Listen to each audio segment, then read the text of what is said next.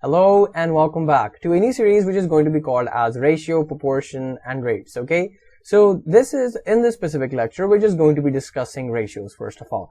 So let's go through the informal definition first of all. On the screen you can see an example of a ratio. Okay, so on the screen what it says is 3:5. Those two dots represent the ratio portion. And what a ratio basically is that it's a way of making a comparison between two quantities. Okay, so on like mathematically speaking, that would mean doing the division operation. And the two quantities over here are on the left hand side. You can see the number 3, and on the right hand side you can see the number 5. So these are the two quantities being compared. And you might wonder where the division portion comes into play, and those two dots that you see between 3 and 5, those are that is actually representing division. And another way of writing 3:5 is by using by writing it in a fraction, which is 3 divided by 5. Okay, so what basically happens is the number on the left hand side, okay, the number on the left hand side becomes the numerator, and the number on the right hand side, which is 5, becomes the denominator. Okay, so these two things that you see on the screen are actually equivalent. Okay, so 3:5 is going to be equivalent to 3 divided by 5. Okay, so you can write it any way you want. Okay, so now let's actually go through a solid example, an actual example, a real life example. Okay, so let's say there is a company out there which makes tea, and they make 3 different types of teas. So let's say the first type is called as it's branded as a normal tea, and then there's the milky tea, and then there's the diet tea, which they call.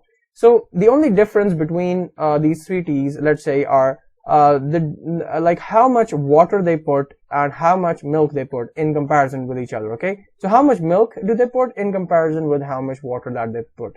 So that is basically a ratio. Okay, so these are the two quantities, milk and water, which are being compared, and the different amount that they put is basically just going to be at the end going to be a ratio.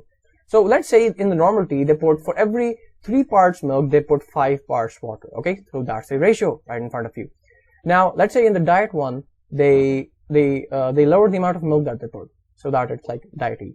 So let's say for every 1 part milk they put 5 parts water in them. Okay, so in the milky tea, let's just say that for every 5 parts milk they put 5 parts water. Now over here you can see 3 examples of ratios. Okay, all of these three types of milk teas that the company produces are 3 different examples of ratios.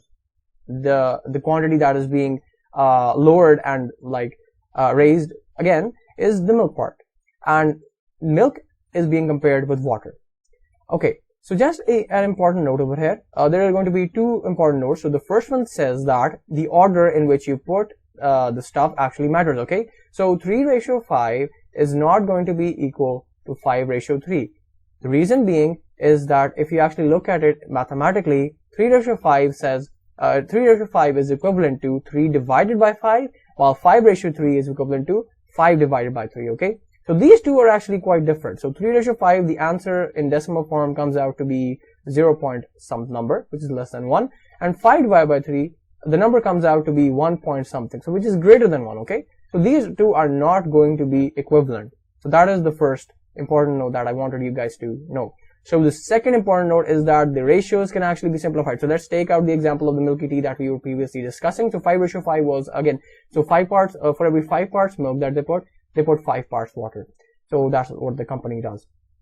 So let's say we take that example out, and we can actually simplify the ratio. Again, the reason being because 5:5 again is equivalent to 5 divided by 5, and you can cut the 5s out because it's the same number in the numerator and the denominator. You can cut them out. So 1 divided by 1. Okay, so 1 divided by 1 can also be written as 1:1. Okay, so you have to remember that you can actually simplify the ratios. And the second important note is that the order matters. And the last part is just a quick reminder. We got ratios are just it's just a sort of comparison being done between 2 specific quantities. Okay, so that is all from my side. Thank you for watching, and I really hope you learned something.